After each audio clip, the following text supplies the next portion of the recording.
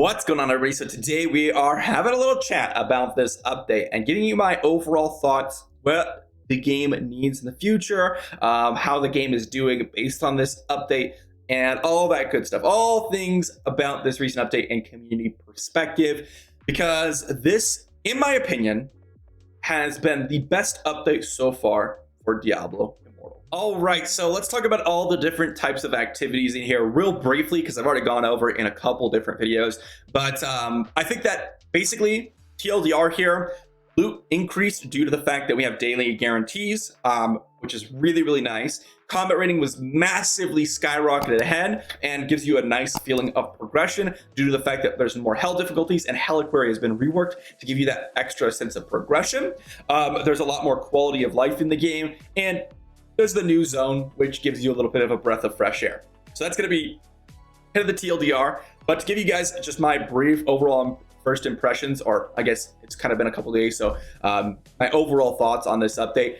I really don't have much to critique about this update. I think that the Heliquary was done very, very nicely. I think that what they've done so far has been really, really enjoyable. I think that getting that RNG aspect in the Heliquary to actually, hey, if you grind your Heliquary raids consistently, you can actually get more combat rating than other people. I think that's a really, really fun mechanic. I think that's really, really awesome. And I personally really enjoy that aspect. So I love that. I also love the fact that I can just run in, do a triple dungeon, and get my free set item. Now, yesterday actually, I've been saving these up so I can just run dungeons in one day. This is really nice because you can actually just move from dungeon to dungeon over, or you can basically save these up and you could run a bunch of dungeons in one day. It's kind of like the daily activity rewards, which is really, really cool. So I've been really, really excited about both those things. Okay.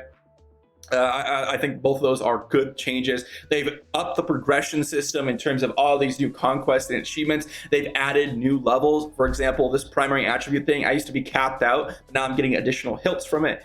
So that's something that's really, really nice. There's so many different things that I've really, really enjoyed about the game. And I think the biggest thing, more so than anything, that a lot of people have enjoyed is that sense of progression. A lot of people were missing that when Hell 5 was the absolute cap, but now there feels like there's something to actually grind for and get your character stronger, which is literally the whole reason we're playing these types of games. And when that was gone, there wasn't really a big reason, in my opinion, to log on every day for a lot of different people. Now, I personally think that this update has been the absolute best. Okay, absolute best of all the updates. I love class change, and I probably wouldn't have played this game as long as I have been up until this point if there wasn't a class change system that would make the game extremely boring, or I might have just made a bunch of alts, which also seems a little annoying to do. But I like class change a lot. But what's important about this update is the game isn't over, which, if you guys have seen my previous content, I basically had beaten the game before. Right, I logged in. I had basically capped out on challenge rifts for the most part. If I had grinded a little bit more dungeons, I probably would have been able to beat close to finishing it off soon. And I finished every class, or I've grinded all the legendary items on every class except for maybe some of the new ones that came out. I played every class. I had beaten Hell 5. I've done everything that you really could do except for the arbitrary Paragon level grind forever. Right, that was the only thing left for me to do, is just to grind Paragon levels day in, day out, and hopefully be able to eventually get some sort of upgrade. That was the only thing left for me to do. That was the only thing left. There wasn't really anything left outside of that. So I really appreciate all the additional stuff that they've added into the game for that sense of progression. I think that's super, super important. Now, is this game free from criticism? Absolutely not. Absolutely not. And I wanted to talk a little bit about, we got a mystery legendary gift box. Some of the things that people are bringing up in the Reddit, on Reddit, in the community, people dropping comments, all that good stuff. So there's a lot of people having a few criticisms of the game. But first I want to just say how this has changed the overall Diablo Immortal landscape in terms of the analytics. Just a real brief kind of showcase of the Google Trends. This is just an easy way to tell how many people are searching on the web and searching on YouTube. You can see that it's actually been much more increased. You know, it hit an all-time low about 3 weeks ago, all-time low, which is a little scary, and then it's jumped up a little bit up until a really nice point here, where it's kind of been hovering over the course of a couple months because of the major update. If we look at web search here, it's a lot lower, if I remember correctly. Yeah, so it's just going to be hovering at about the same point it has been for a while. A lot of people search YouTube searching over web searching after the initial portion of the game. If I just jump back here, web search was actually a really high portion because people are looking just for data, or they're just looking around to know about Diablo Immortal. When you're actually playing the game, people are YouTube searching most of the time in the community. Now, obviously, this is not a majority of the community by any means, because most people don't go on YouTube, right? But it's just giving you an idea of people's sentiment overall, okay? Then we have this that I saw on Reddit, and there's a lot of things in here that resonate with my community in terms of the comment section, because some people still think there's big problems with the game. So I wanted to talk about a few of these points, things that I agree with, things that I disagree with. The first point that they make is resonance. It's still way too slow and difficult to increase, okay? Absolutely. This is the big key point, okay, guys? This is something that I've mentioned like months and months ago, and continuously throughout every single one of my videos, and continuously mentioning to Blizzard whenever I can, whenever there's like a community manager in Reddit, anything I could do to mention this is something that I'll do, okay? Because I completely agree. They suggest rework rare crests so you're guaranteed a 1-star legendary gem every 3 rare crests, add 2-star gems, etc., etc. That's one way to do it.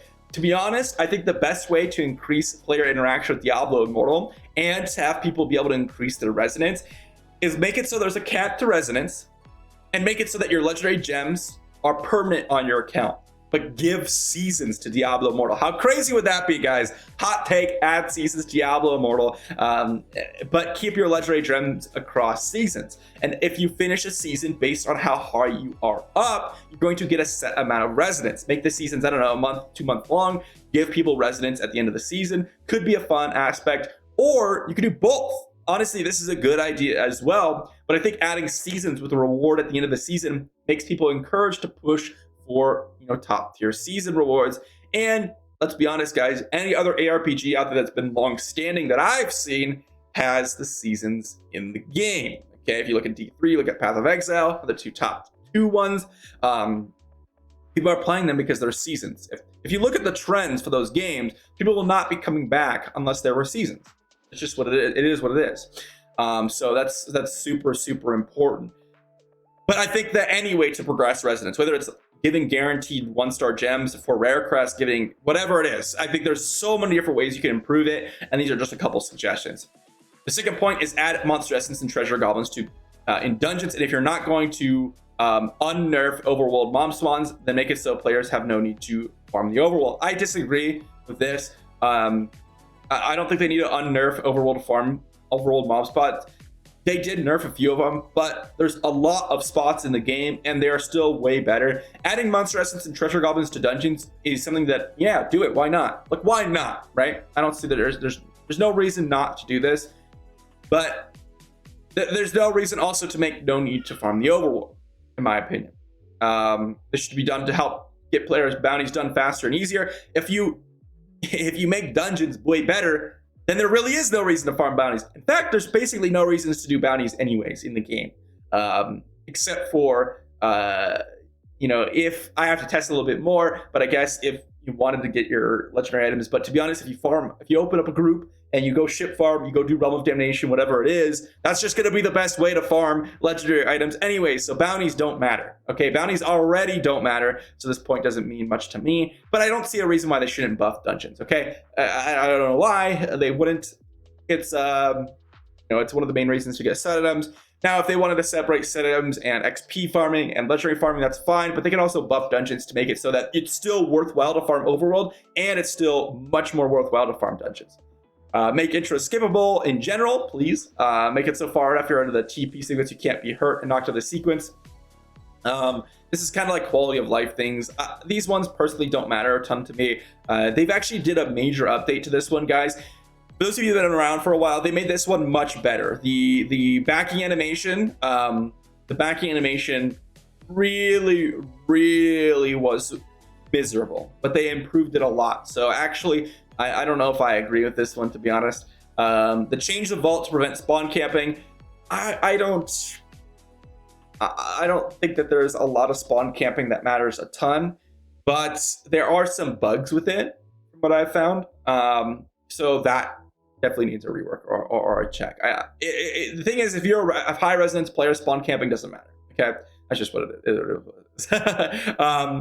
But overall, I think the main idea here is that people are interested in getting more value from dungeons, and they want to be able to farm residents. The other three here, I think, are a lot smaller points, and I think that they're a lot less important. Except for maybe the intros. I think intros being skippable, just in general, like ticking a box where you say, I don't want any more intros. I think that should be easy fix to a lot of minor nuisances in the game that add up, but making it so that dungeons are way more important in terms of legendary items. They already made a buff to dungeons. They already gave a buff to dungeons. Making another buff to dungeons would be way better on top of that as well. And making the ability to farm residents a mainstay in this game so that you can actually progress your character overall is actually really nice. However, I don't think that they'll ever do that. Could they buff dungeons? Absolutely. Could they make intro skippable? Absolutely. Could they change vault? Absolutely. Will they make resonance farmable or increase the ability to get resonance? Probably not.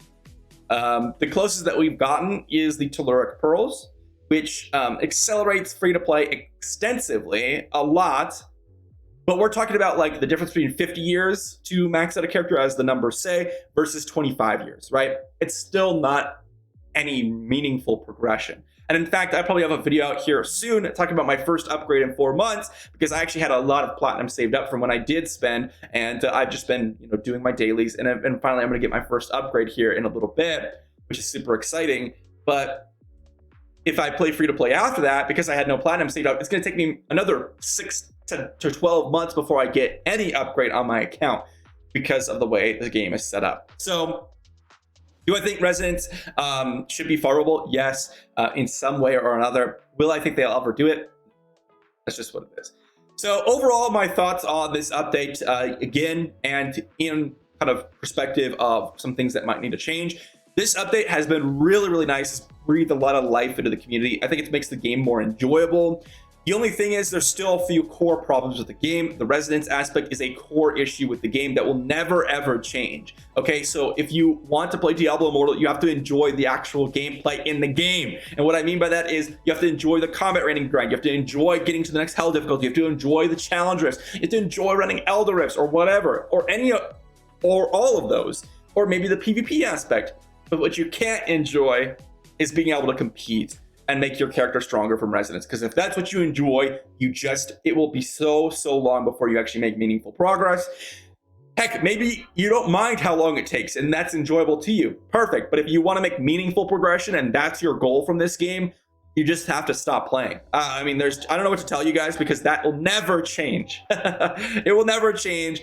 I personally enjoy going from hell difficulty to hell difficulty. I enjoy getting my combat rating higher. I enjoy that aspect, and which is why I enjoy playing the game. But if you don't, you're not going to enjoy the game, right? So this update won't mean much to you. And so that's why a lot of people are saying, well, this update doesn't change anything, because it doesn't change anything for them. But to say that the game hasn't gotten a lot better, or this update wasn't great, is probably just you don't like the game at its core, right? Because if you do, then this update was a really good update. Thanks for watching, everyone. Let me know what your thoughts are in the comment section down below. Let me know if you have any other criticisms that I might have missed, or that that poster didn't really cover. I do think those are the two major criticisms, and I also think that this update was absolutely amazing. So, I don't really have that many criticisms for the game overall. I just think that some people dislike the core game. But I do think that I'm hoping for more dungeons, I'm hoping for more hell difficulties, and I'm hoping for more zones in the future. And, we'll see what we get. And I'm also hoping for more PvP modes, which hopefully will be coming soon. And, of course, the one class that everyone's been waiting for, and perhaps the criticism that I didn't mention, which is the new classes. I'm waiting for Blood Knight and Tempest. Hopefully those come in the next update, and I'll see you all tomorrow.